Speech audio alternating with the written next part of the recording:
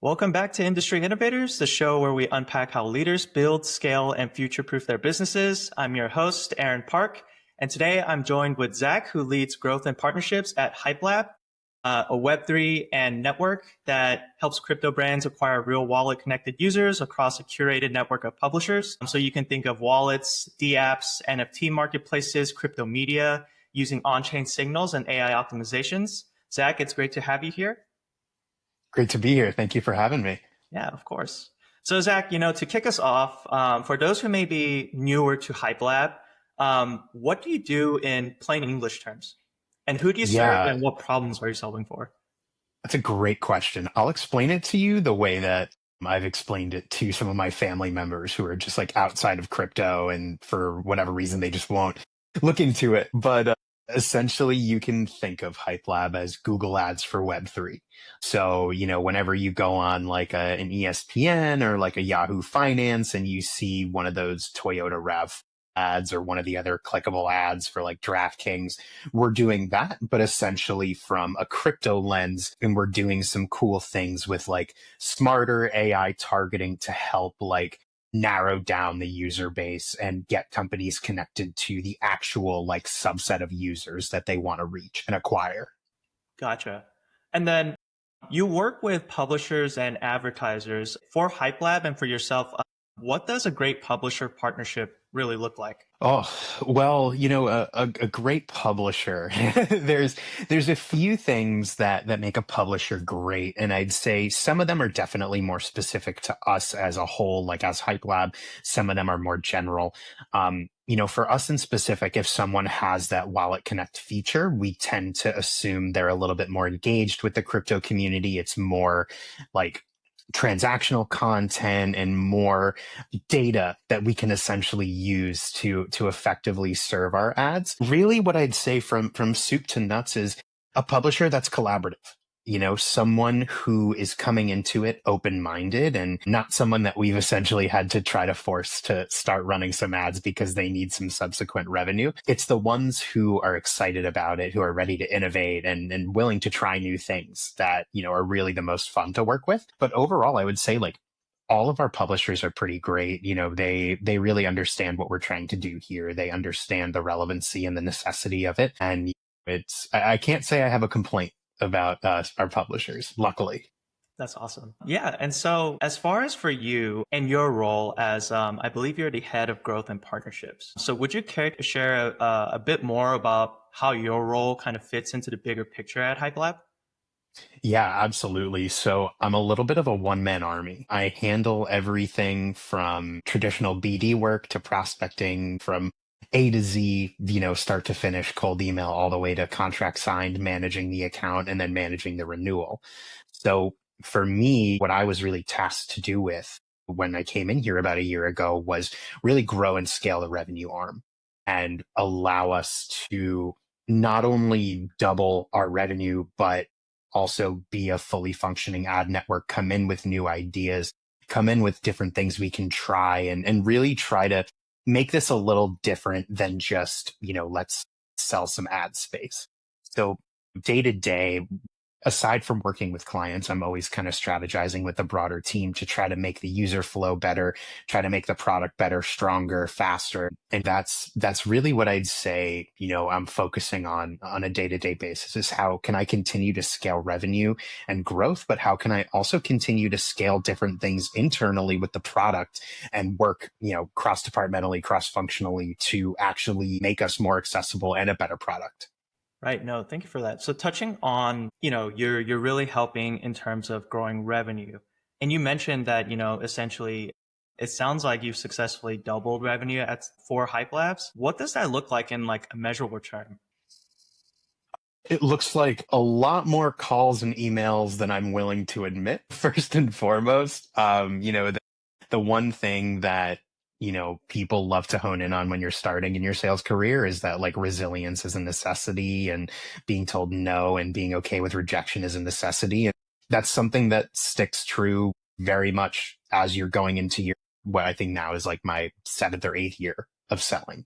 So it's one of those things where you can't forget your fundamentals, but you also have to find ways to continually grow and get better and stronger. Luckily, the way I sell is very consultative. I'm somebody who I would rather sign a smaller deal that I know a client is more comfortable with, or walk away from a deal that someone's not comfortable with, rather than trying to force that fit, because I find that's when some of these relationships can sour, some of these things can go poorly. So I've been lucky enough to build myself a little bit of a Rolodex of clientele that I've worked with. And also, the nice thing is, in the crypto world in specific, it's a small industry. So people know each other, they know names, they know who's doing what. So it serves to my benefit in a way, because, every so many days I'm getting messages from people that say, "Oh, I got your contact from so and so, would love to have a conversation." And those don't always turn into deals and like buying conversations, but it's one of those things that you see the fruits of your labor, not just in spamming out emails and building like lists. Right. Yeah. So that relationship building is like the super important part for your job, really, and your role. So you kind of mentioned that you are doing a lot of that outbound to reach out to, these prospects. Um, so how are you kind of doing that? Are you doing all of this sort of yourself? It sounds like you are, in terms of actually doing the calls, writing the emails, and reaching out on socials. Are you kind of doing that just one man army without any like Yeah. BDRs or SDRs to help you? So I do have two BDRs that do help me out in terms of, helping schedule meetings, helping getting like some messaging across, because, at the end of the day, I am one man. So, we do want to maximize our reach. But yeah, I would say a large portion of it does fall on me, but I'd be remiss in saying that I get some incredible support from an incredible team below me. Gotcha. All right. And then I guess if we were to look at the industry as a whole, I know you mentioned that it is a small industry, but I think the industry itself has kind of grown the landscape. So when you scan the Web3 landscape, what are some of the major shifts that you're seeing? Well, the biggest shift I've seen is from a business perspective, truthfully. When I first came into the crypto world, it was 2021, like before the whole FTX collapse and before, everything started getting a little too crazy.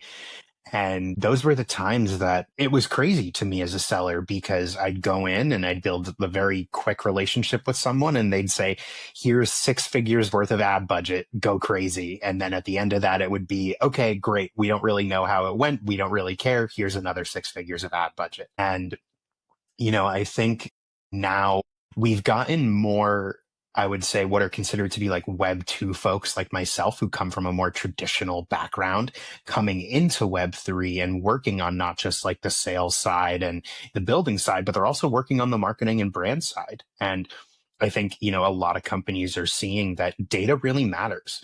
And, I was surprised when, at first, when companies didn't rely as heavily on it. And now, it's gospel, it's a Bible. That's really the big thing. I would say that I think, AI has done some pretty crazy things for crypto in general, whether it be, trading bots that are supposed to help you find the best possible value for your coin and tell you the best possible time to sell or to buy. And, there's 900 iterations off that.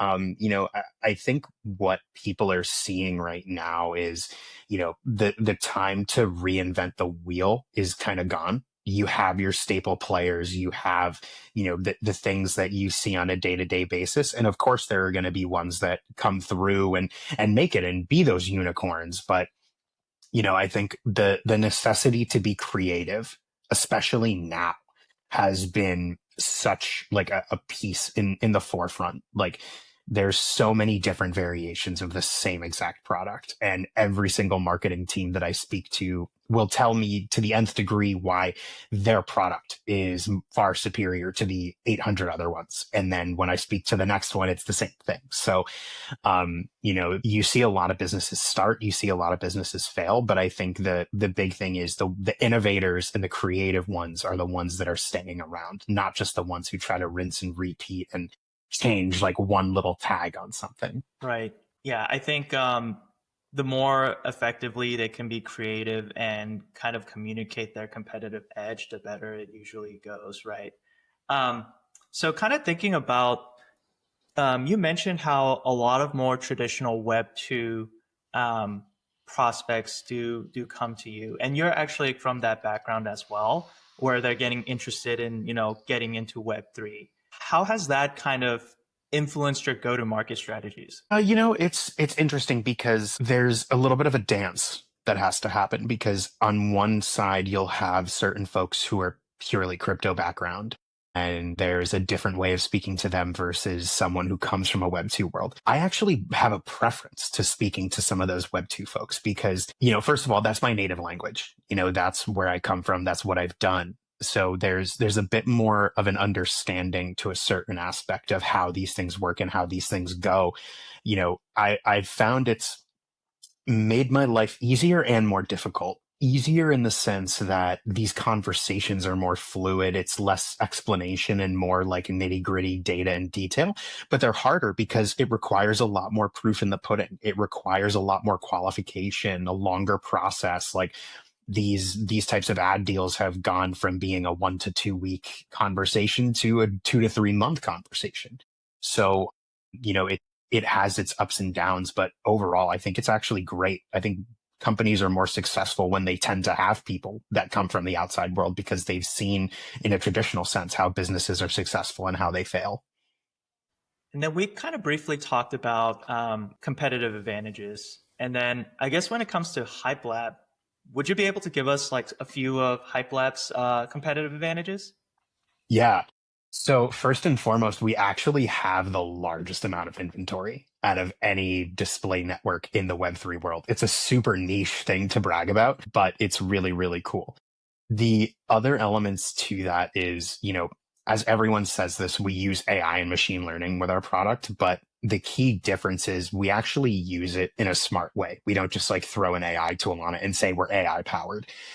For us, we're actually using data from previous campaigns that we've run and we're allowing these different competitors to not directly access it, but kind of replicate some of the success of their competitors. Because what our tool does is it actually creates profiles for each individual product we serve for, and it'll find similarities between other products that it's created in the past and try to place them through the network in a way that's most advantageous.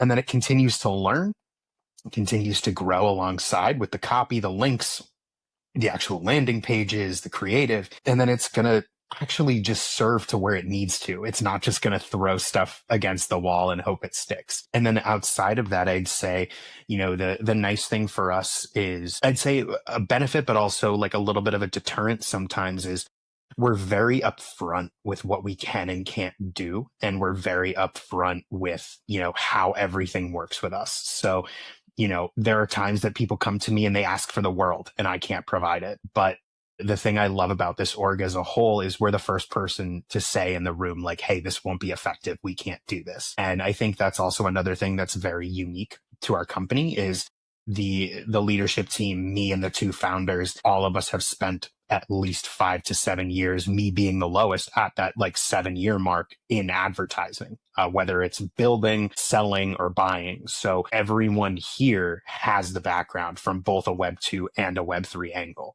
It's a really, really interesting setup because you wouldn't expect it to fall that way.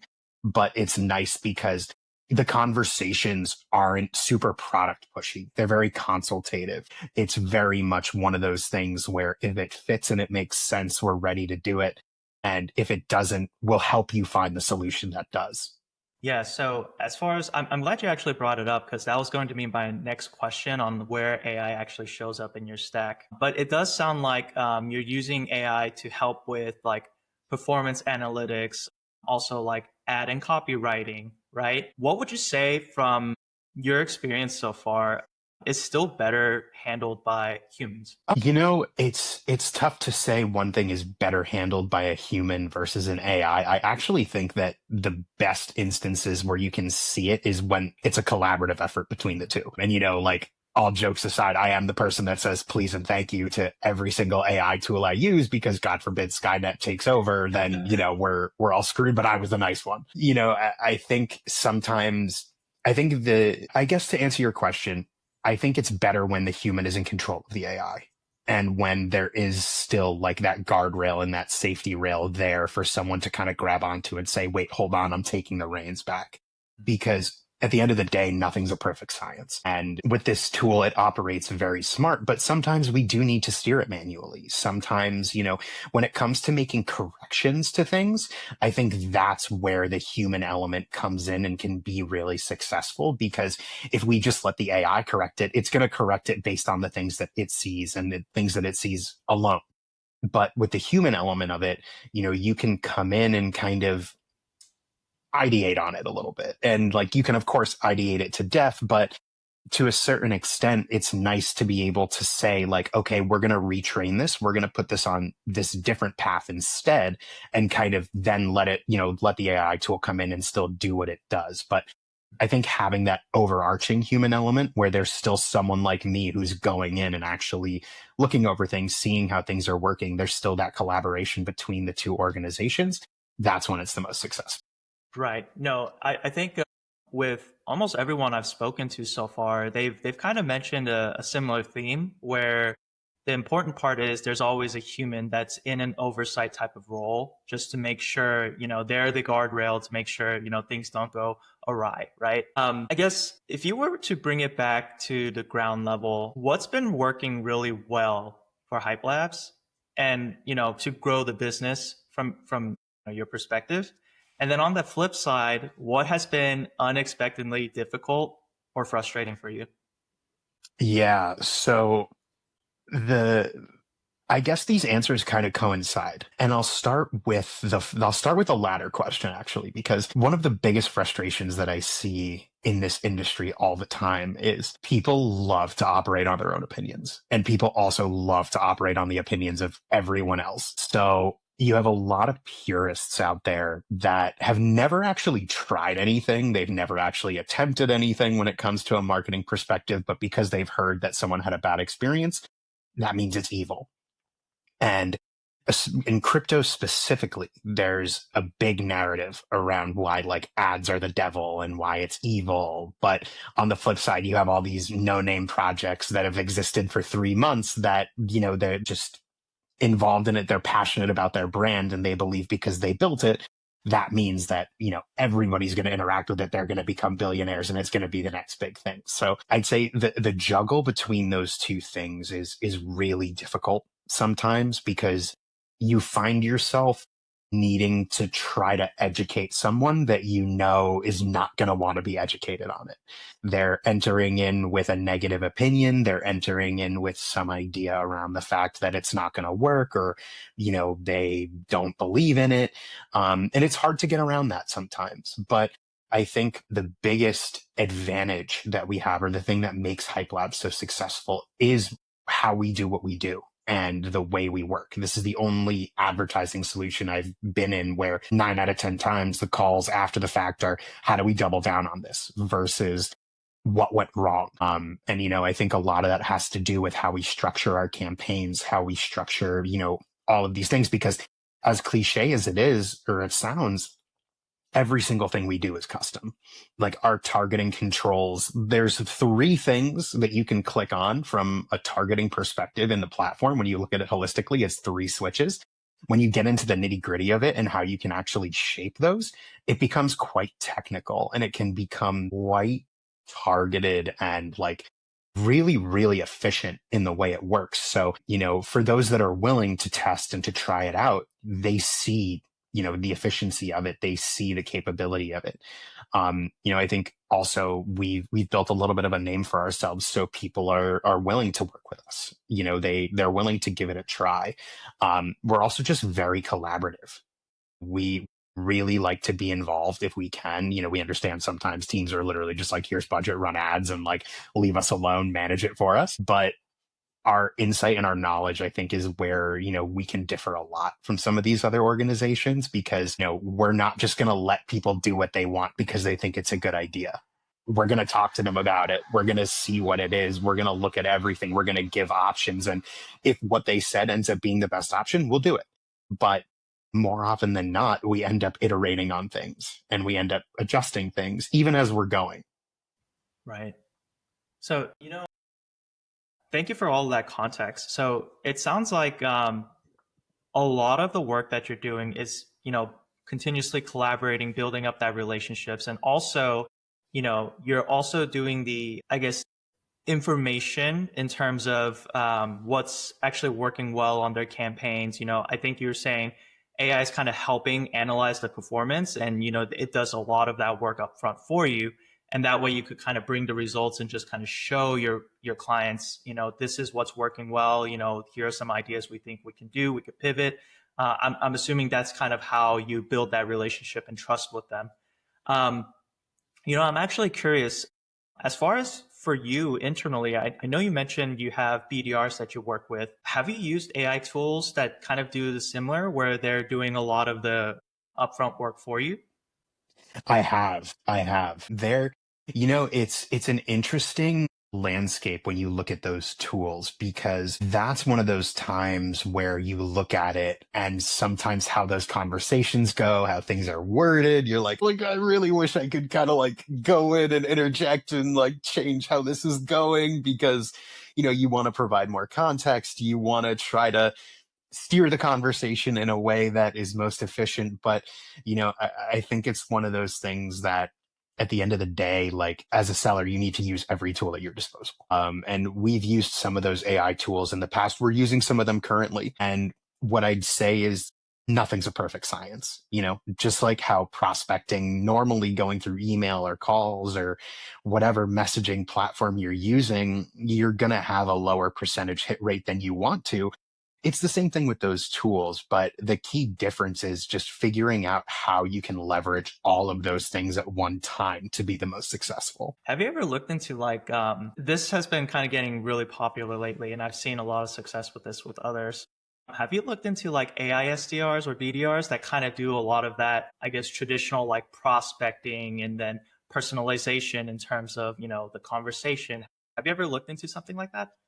Yeah, so that's actually the tool we use. So I do have some additional BDRs that are technically like bots or AI tools. And what I'd say is, again, it's not a perfect science. Sometimes you go into these conversations and some of the prospects are like, can I have more context? I have no idea what's going on here. And then it's just like immediate face palm. You're like, oh my God, I gotta like requalify this and like go through the motions all again to do this again. But it's great from a reach perspective, because these tools will operate while I'm sleeping. These tools will operate while I'm busy in meetings, but they're consistently on the ground every day. And like I'm getting multiple meetings per week from those tools because they're operating surely just in time zones that I'm not awake in. So from an optimization perspective, it's phenomenal. But again, nothing's ever a perfect science when it comes to sales. If it was, everyone would sell everything and we'd all be billionaires. What kind of problems have you been seeing with, I guess, those tools? I think you kind of alluded to where sometimes it seems like the conversations kind of go in a direction that you're not expecting. Is that really the main problem that you see from those types of tools? Yeah, I think sometimes they're structured in a way where it's a mold or a skeleton that can fit most and or can fit pretty much all, but it's hard sometimes to really fine tune it, because at the end of the day, you just find yourself wanting to be the one to speak to those orgs or the one to speak to that person or make the introduction. And the sheer fact of the matter is like, we just don't have enough time in our days to be doing stuff like that all of the time. But I'd say, yeah, you can definitely tell sometimes when it's an AI bot or one of those types of tools. People are really smart. They can decipher through those things and read through it pretty quickly. So, I think sometimes that can be the case. And then, you know, you're going to be the one that has the perfect mold of exactly what you want and the exact type of people that you want to get to. But it doesn't always work that way. Like you can't always just have your cake and eat it too. And I think that's something you realize when you're working with these tools is like, you might not get the perfect intro to a company you want to work with, but you're going to get something and it's better than what you had before. So, with all of that, I think the most important thing is just to like take the good where you can. Right. And then as far as like how you've been using it, this is just my assumption, but have you been primarily using it for like your email campaigns, or what other channels have you been really looking into? Email campaigns, and then one that's really specific to crypto is like a Telegram messenger. Like Telegram, the messaging app is insanely popular in crypto. Like people build hundreds of thousand person communities in it. They build, these giant groups of people that are super qualified. There's also a lot of crazy stuff that happens on Telegram.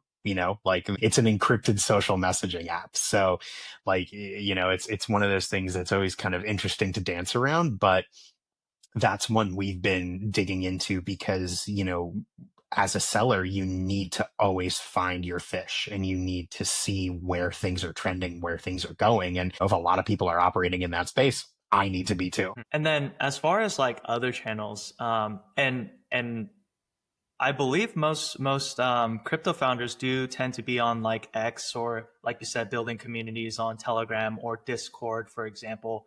Have you ever looked into other, I guess, channels, like whether that's LinkedIn or some other social platforms? I have. I've dabbled with LinkedIn and I've dabbled with X. I have yet to find one for X at least that is actually beneficial. More often than not, I find that it's someone just sending those messages on my behalf versus like actually going through and doing the work to find something. It's one of those things where, similar to the crypto industry as a whole, you're always seeing these iterations on all these products and all these things of like, we now have the best tool for prospecting for this. There have been 2 or 3 times in the past 3 to 6 months that someone has come to me and been like, check out my Twitter prospecting tool. And I do it. I always do it because if it's something that's smart and can bring me more leads and make my life easier, then I want to do it. And luckily I have the support from my team that I can. But with that, like, I test these products and half of them don't even work.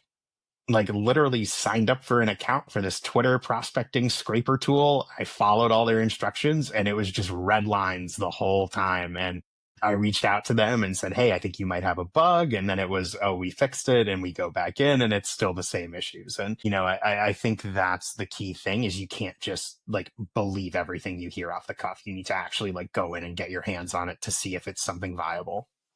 All right. And then what about your future outlook? I guess looking 6 to 12 months, ahead, what do you think the next chapter looks like for HypeLab? Yeah, we want to continue scaling and growing. I remember when I first started, we were closing like our max deal was like 5 grand on average. And the first thing I said when I came in is like, we're tripling that. Like I will not do that. Like I just don't agree with it. And I think it's just continuing the forward momentum. We're in a spot where our founders are multiple time founders. They're smart. They've done this before. They know how to spend seed money. There's no debt. There's no tech debt. Like it's one of those things that we can keep going as long as we need to. But, I think for us, the big thing in the next 6 to 12 months is just how do we continue to scale? How do we continue to get more publishers, grow the network even larger, and get more large clients?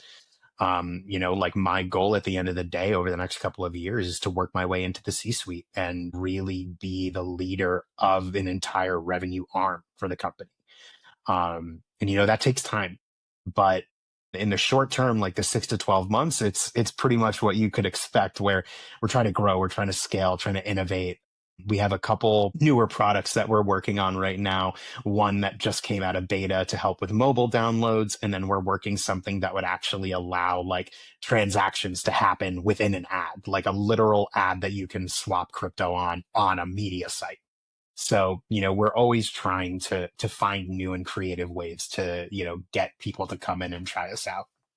Gotcha. So it kind of going into that, is that like an exchange that you're kind of thinking about?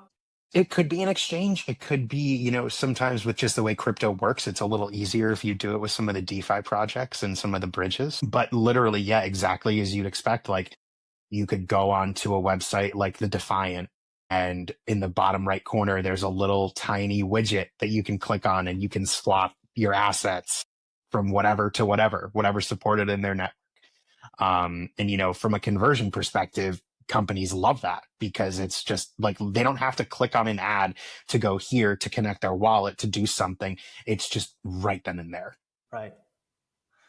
You did mention that you really want to grow the revenue arm for Hype Labs. And I guess in terms of growth in the near term as well as the long term, like what does that actually amount to in terms of revenue growth for you? Where you think is the big revenue growth, like milestones and goals? Yeah. So, I think the biggest goal for us is to scale up to now like 5 million ARR.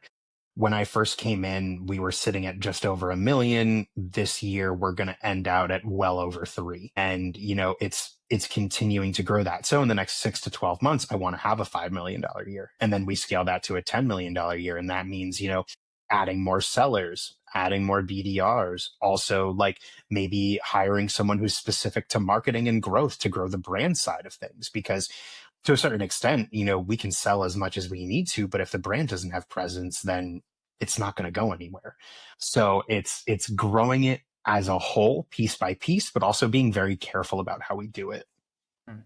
And you kind of also alluded to this as well, but as far as like hitting those goals and milestones, um, what do you think is the thing that has to be true, or the one thing that must be true in order to kind of get there?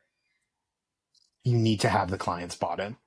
You need to like the seller needs to be bought in, and you need to have the buy-in from the clients because it's the ones that are willing to test and to try and iterate and grow and do these different things that are the ones that are going to stick with you for a long time and be the best possible clients in terms of like an ARR and a working perspective. And I think adding people that are just as passionate about this as us currently, you know and it's a hard thing to search for. It's a hard thing to nail down, and it's a hard thing to acquire, but it comes back to some of that resiliency, being prepared, and then also just like knowing what you're talking about. Don't lie about things. Be the person that's not afraid to say, I don't know the answer to that question. Can you tell me? Or like just flat out not knowing something.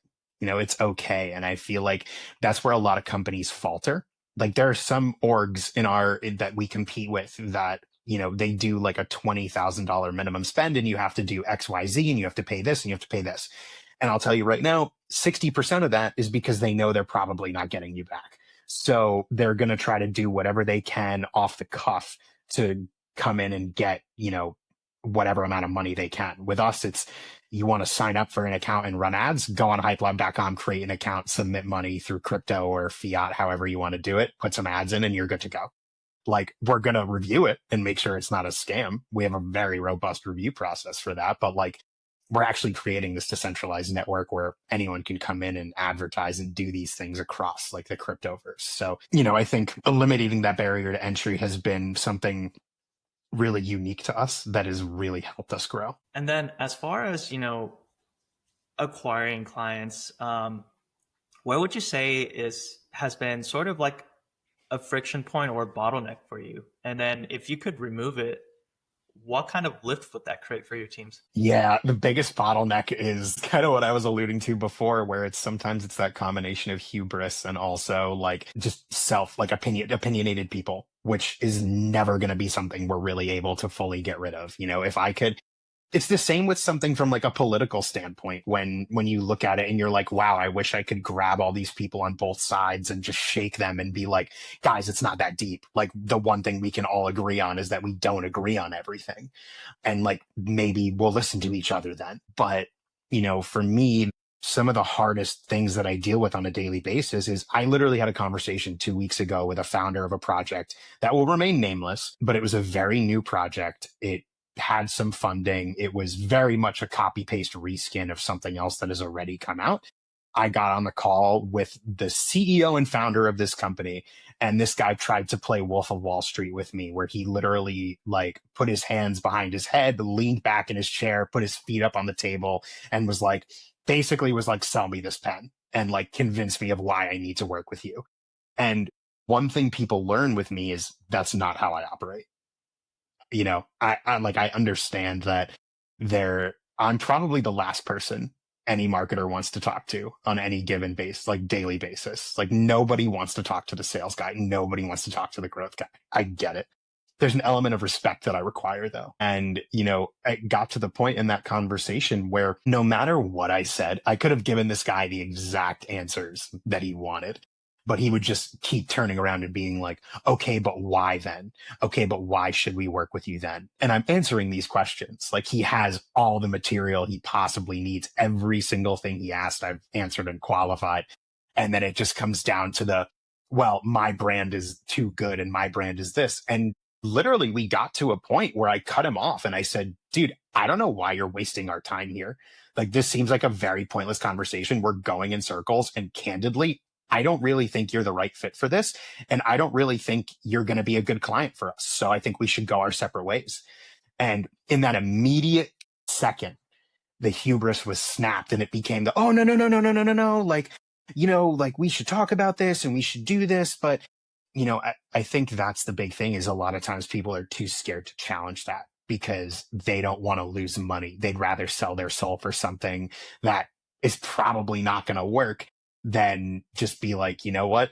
You're a shitty person. I don't want to work with you. And like, good luck, And the biggest feather in my cap for that was I chatted with my CEO about it right after. All my calls are recorded. And I said to him, I was like, listen, I have no idea if you're reviewing calls, but if you are, you're going to see this. And, I understand that to a certain extent, we have to be respectful and we have to do these things. But when someone comes in and is that condescending and that disrespectful to me, I don't want to work with them and I will not take their money and I will not do it. Like you could promise me the world, but if I know you're just going to bully me and berate me the whole time, it's not worth it, whether it's $1,000, $100,000 or $1 million. And the only response I got from him was, yeah, I agree. No need. And that's the best part is having people who are like-minded along with you, because as much as I want to be able to shake all those people and say, dude, your no-name project that you created in your basement like 3 months ago, that's essentially a reiteration of something that already exists. No one's going to buy it. Sorry to be the one to tell you, but like more people need to be straight up with more of these quote unquote founders that are just like making things to make things. We have 900 different exchanges out there. I guarantee you there isn't a key difference between the one you're building and like an L Bank or a Kraken or a this or a that. Like that's the main thing. And, it's one of those unfortunate things that we just have to live with. And I've been trying to figure out ways to get around it. And sometimes you just can't. And that's okay. People are going to have their opinions. People are entitled to their opinions. They're allowed to feel any type of way that they want. But also, like, I'm not just going to take it, like I am a seller. And like to a certain extent, sometimes I do need to take it on the chin, but I am a human being too. And I do, I do have some rules to the road. No, that's like super relevant to, I think, everyone, because I mean, all businesses, essentially, you kind of have to be that seller. And then if you talk to a potential prospect and they're just not respecting you just from, the initial interaction, what is to say they'll change, throughout your entire relationship with them, right? So, Literally, I dealt with something last week where a company came in and they said to me, well, we have this much money, but we want to do a test. And like famous last words from any company you work with ever in advertising, whether this is crypto, whether this is anywhere else, we want to put $1,000 into test. And if we get good results, we'll up the budget. That's a one and done. It. Because at the end of the day, like in this example in specific, we as a platform, we accept like 5 or 6 different types of creatives and we tell people which ones have more coverage versus not. They picked the one that had the least coverage, but is very effective in terms of a click rate. And we warned them. We said, hey, look, I get it. I understand why you're doing this, but you should add more stuff to this. You can't just do one single creative going to 2 to 3 different countries with all this crazy hyper targeting. It's not going to serve. Even from just a tech perspective, it makes no sense. It's not going to serve. And okay. Don't listen. They literally say, well, we like our idea better. We're going to do it this way and we're going to see what happens. runs for, and they're like, we want to burn this in like 7 or 8 hours. It's like, okay, great. Not going to happen. Tried it. Didn't work. They asked why it didn't work. We explained it again. We told them exactly what happened. We told them exactly what they needed to fix and how they could go about doing it. Okay. We'll do it. 30 minutes later, I got a message from the same person saying, actually, we're just going to keep trying it this way and we're going to do it this. Can you adjust this, and this and just turn it back on? Sure. Okay, cool. We'll do it. And literally, we spent $500 of it over a 2-day period. And then he's hammering me saying, I want a refund. Give me my money back. It doesn't work. And that's the other thing sometimes that happens in this crypto world that is insanely frustrating is there's a lot of like individual contributors and like these individual people who are quote unquote consultants or marketing or brand people that just like align themselves with projects because they've run some Google ads before. And they don't understand that crypto's a business, just like everything else. You can't just put money into something or pay for a service and then when you're not listening or when it's not going the way you want, you can't just stomp your feet and be like, I want a refund. You have to give this to me. And that I had to educate them and say, listen, we told you multiple times what you were doing wrong. I can literally show you the messaging where you blatantly told us we're not going to listen to you and we're going to do it our way. That's why this happened. Like, no, we can't give you a refund. Like, that's the thing is like, you can't teach stupidity and you can't coach hubris. Like that's the thing. These people are going to do what they do at the end of the day. And like, as annoying as it can be sometimes, like you have to just like let it roll off your shoulders. And with those folks, I said to them, I was like, straight up, listen, we never do this. We don't refund. We don't do it. We're an ad network. If you try to, and like, I'm not trying to compare us to a Google or a Meta or something else, but you do have to have some standards. If you were to go to Google after you put money in and you say, oh, this didn't work, I want my money back, you're never going to hear anything. They're not even going to read that email. They're not going to acknowledge it. It's not going to happen. Like, too bad. Why do you get to do it just because we're a startup?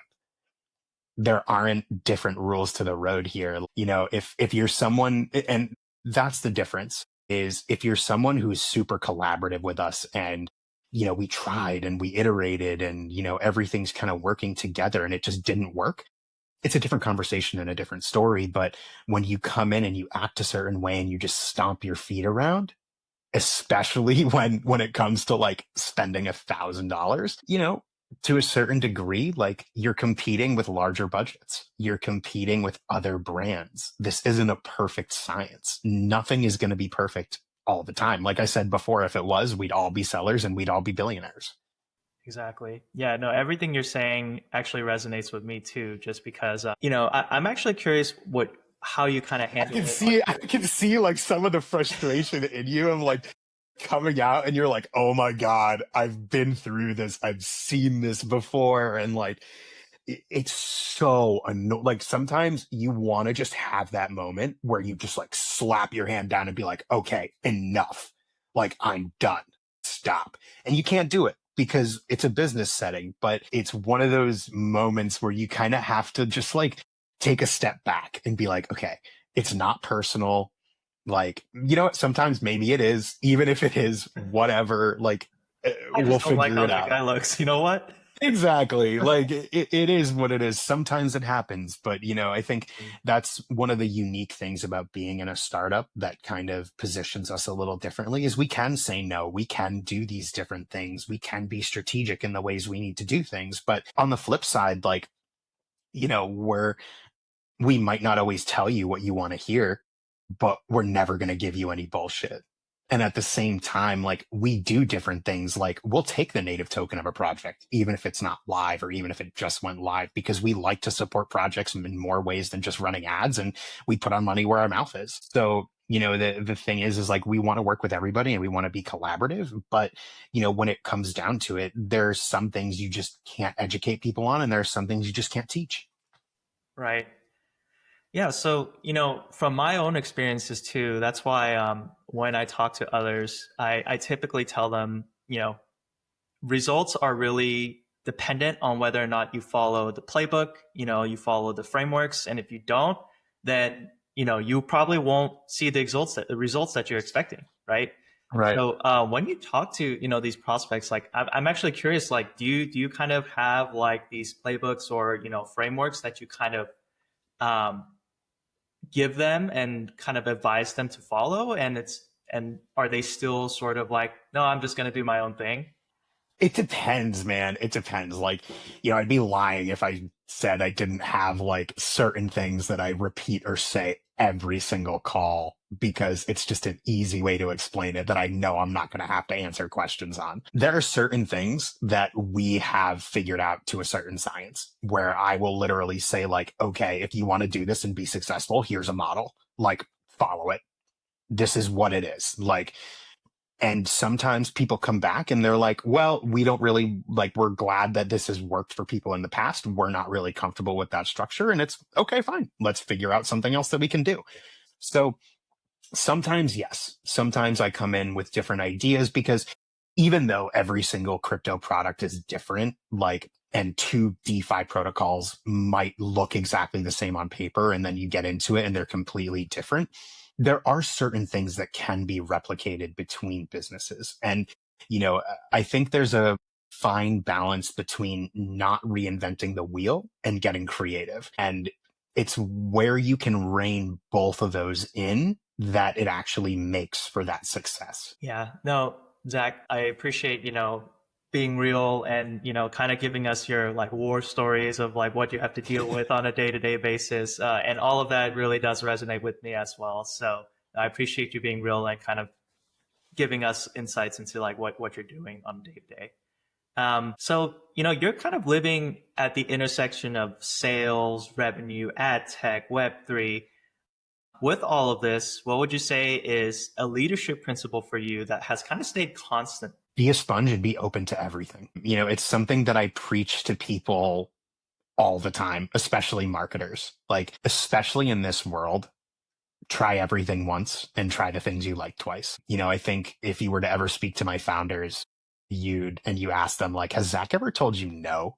Or said like he doesn't want to try something or he doesn't want to do something, they'd be like, no. And that's, I think, one of the most important things that a lot of people forget about because they get on this path where everything gets a little comfortable and things are flowing and they're like, okay, great. Like we're having success. Let's just kind of keep to that. And then those people don't realize that it's going to lead to a plateau. And, even something small, like literally the other week, I was talking to one of my clients who had to get added to an account that his company already had. And there was a little bit of a backlog because we didn't have a way for it to connect him directly to the account that was already created. So there was a duplicate and we had to fix it and all those other things. So even me going to the engineering guys and being like, hey, have we ever thought of doing like a filter where someone puts in an email domain where the tool could then recognize like, hey, there's already an account created associated with this at blankcompany.com email and like ask them, are you trying to join this team? And they're like, oh my God, we never thought about that. That's a really good idea.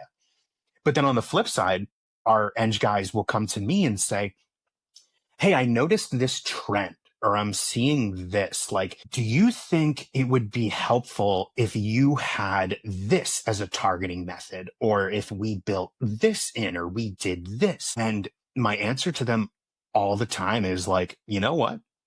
I don't know. Let's try. Let's do it.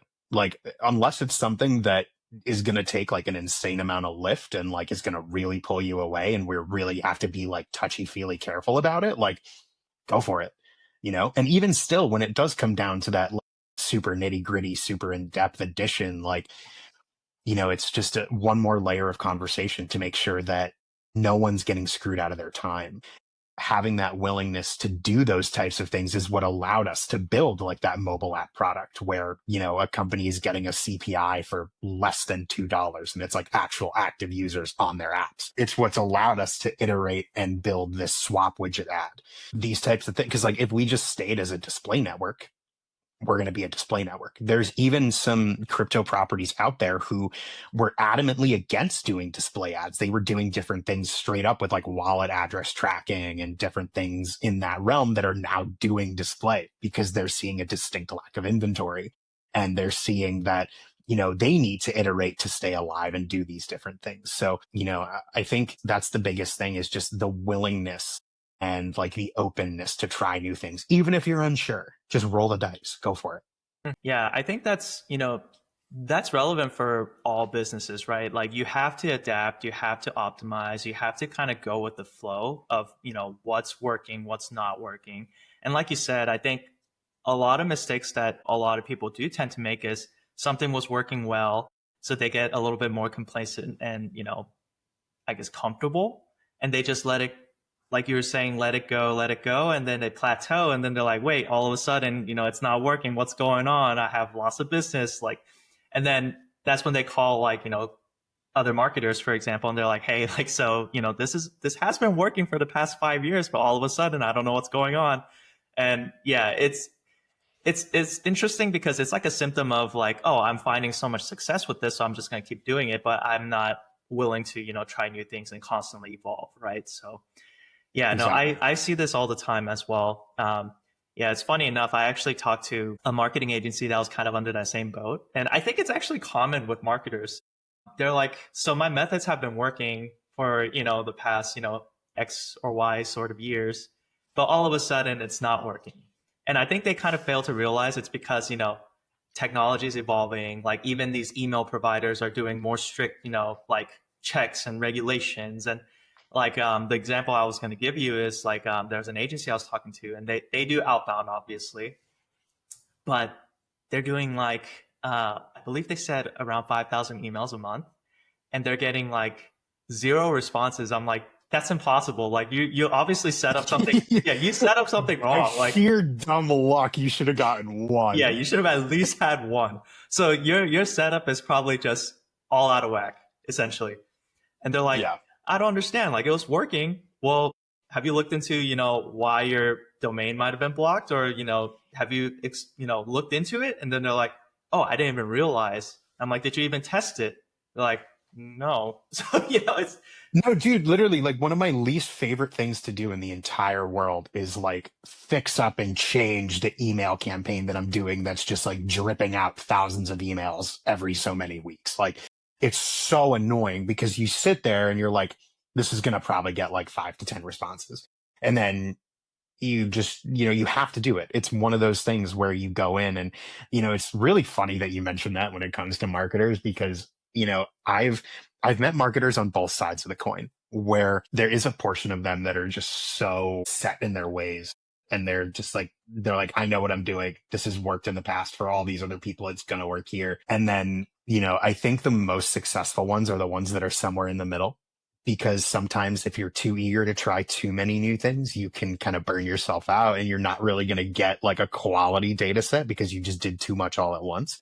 And it's hard to like attribute everything to everything. But I think if you have people that have a background, they know what they're doing, they've seen the success in the past, but they're also open-minded to try those new things and test something that maybe they wouldn't have in the past, or when they were too busy, or something that, in the past was just them being told this is a no-go. I think those are the most successful and the smartest marketers. Mhm. No, I totally agree with you. There is sort of that fine balance that you have to find, because I agree with you. I've seen people who try too many things, right? So they try like a crap ton of like different types of campaigns, and then they expect, to get results, and they're like, oh, like why isn't any of this working? Well, you're not really focused or dialed in. So you're doing a bunch of, random stuff that, isn't even relevant. So yeah, no, And it sounds like so hypocritical because 5 minutes ago I was the guy that was like, try everything once and then try the things you like twice. And like, I think that there's a very distinct difference from doing that as an organization when you're looking at like upgrading and building and like trying new things versus as a marketer, where it is really, really easy when you're managing too much to just get lost in the shuffle.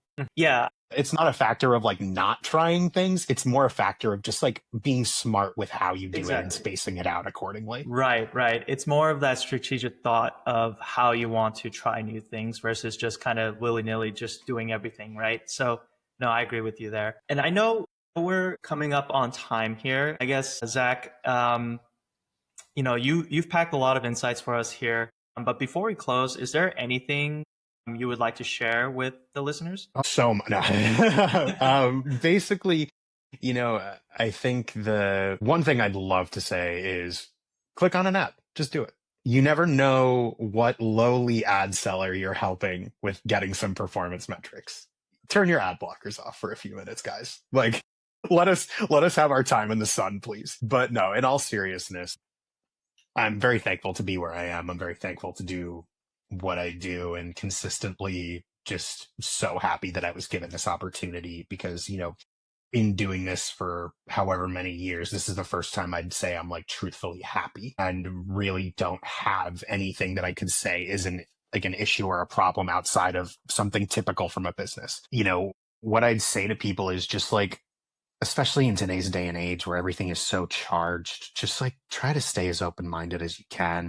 Like at the end of the day, I'm not curing cancer here. I'm not doing anything like insanely necessary for your day-to-day life. I'm bringing you some cool brands and showing you some cool things. Like that's, I guess, my biggest piece of advice is just be open-minded, try things out. Yeah. No, thank you, Zach. So I guess, before we close and wrap up, I wanted to go ahead and throw in a little bit of, I guess, promotional for HypeLab as well. So, for those who want to learn more to start a campaign, they can visit hypelab.com, or they can also follow HypeLab on X at, Go HypeLab. For any product updates as well as any case studies. And then Zach, thank you again for, taking the time to kind of just be real and, tell us what's been going on in your world. So Absolutely. yeah, appreciate that. Thank you so much for having me. This was a great conversation, and I really appreciate the openness and the candidness of it. You don't find it too often. Yeah, no, I appreciate that. All right. So for listeners, this has been Industry Innovators. I was your host, Aaron Park. And if you've enjoyed this episode, please go ahead and follow and share, and we will see you next time.